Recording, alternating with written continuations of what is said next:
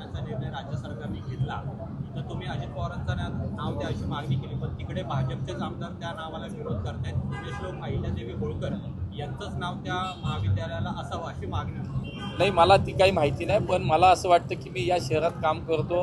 आमच्या सगळ्यांची जी भावना आहे ती आम्ही बोलून दाखवली. माननीय मुख्यमंत्र्यांची सुद्धा तीच भावना होती, त्यामुळे अजितदादांचं नाव इथं आम्ही देतोय. तुम्हाला हेही सांगतो की याच्यावरती मी महाराष्ट्र केसरीच्या कुस्ती स्पर्धा पुण्यामध्ये होत आहेत. ज्यांनी कुस्तीसाठी खूप मोठं त्यांचं योगदान होतं, कुस्तीला कायम राजाश्रय अजितदादांनी दिला.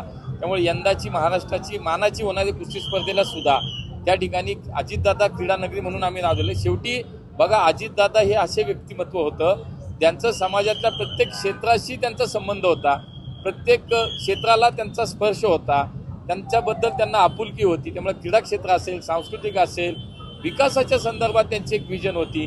त्यामुळे या प्रत्येक ठिकाणी कुठं ना कुठं त्यांच्या स्मृती जतन कराव्यात अशा प्रकल्पातनं अजितदादांची विकासाच्या संदर्भातली दृष्टी काय होती हा विचार करून आज आम्ही या प्रकल्पाला त्यांचं नाव देण्याचा निर्णय घेतला.